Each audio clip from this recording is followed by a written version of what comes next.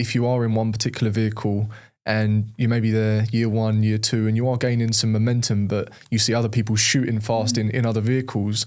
I know I've had it myself where you sort of think, oh, am I in the right vehicle? Is this the right thing to be doing? Do I keep doubling down on where I'm at, or do I kind of dabble in other things? And I think if you see the success and you believe in what you're doing and you start building the momentum, it's a bit easier to stay with it. But I know I've struggled with it, just looking at what everyone else is doing and how fast they're moving. It's a balance, and it's something I've put thought into in the past. But I think there's, like, if you speak to a lot of successful people, looking at like a wider pool, if you say to them, how many failed businesses have you had?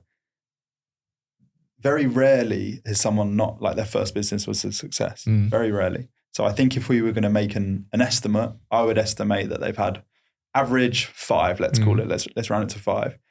So they've had 5 failures, or what the people would consider failures. They probably learned huge lessons before they found, say, a vehicle which suited them, which suited their purpose, which suited the passion, all of these things before they had success. So there's a balance, isn't there? Because you need to, if you're going to say 5, like I know for me, like I started businesses when I was young, and I had probably definitely more than 5 failures. But you just have to get those out of your system and then sort of go on in your development. Obviously, there are exceptions. There are people who maybe had 20 failures and then their 21st is a success, or there ultimately are people who their first business they catch on to is just a huge success. And then there's the Elon Musk of the world who are just levels and levels above, like uncomparable. Another level. Yeah. It's very true. And failures, like you said, are never really a failure as long as you actually learn from it and you keep going. But the more I speak to successful people, the more I see that more often than not, they've lost everything multiple times and yet continued going, either in the same vehicle or something slightly different, and ultimately made it in the end. So I think it's all part of it, that resilience to... I always describe it as like a snakes and ladders analogy. Like, you know, you're working your way up that ladder and then you hit a snake and it's like, no, you don't quite deserve it yet. And you're back down, you got to work your way back up. That's how it feels sometimes, being an entrepreneur, but all fun and games. No, 100%. That's a great analogy. So when it comes to scaling DLouise, you know, you've had fantastic growth over just this past 3 years. What are you finding is working well right now in Ecom? I know you're big on ICP. I know you're big on data, understanding your customer profile. You know, I see you're advertising on Meta. You're doing stuff on Google as well. Those are obviously the paid advertising channels. But is there anything you see as working really well for you guys at the moment?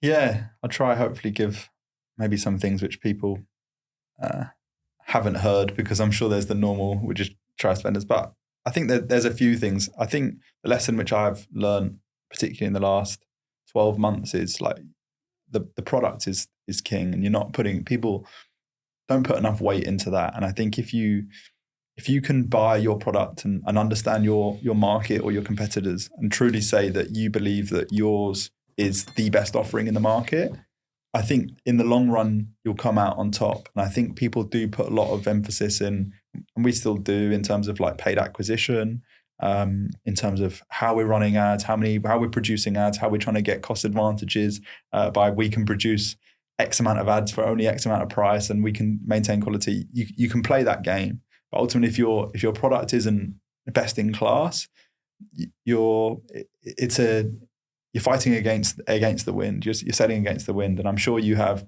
being in the agency space, you have people come to you and they'll say, well, scale the business. And then you understand that just from looking at it, well, I don't think your value to price makes sense. Like the competition is here. They don't understand the market well enough. And running ads doesn't help. It just gives you fuel to your fire. Yeah. So I think that's been the biggest lesson. We've made some critical hires around that. From knowing that, I think one good question we always ask ourselves internally is, first of all, for myself is, and this triggered actually the meeting with Steve, is what skills do I need to get to take the business to the next level? And then after that is, what skills do the team need to develop, or do we need to hire for to take the business to the next level? So I think we try ask ourselves those questions. And then it's also one thing which we're very big on and keen on is, if you look at a lot of the biggest businesses in the world, they're very clear on what their competitive advantage is in the market. So we strive ourselves on customer service, we strive ourselves on product quality.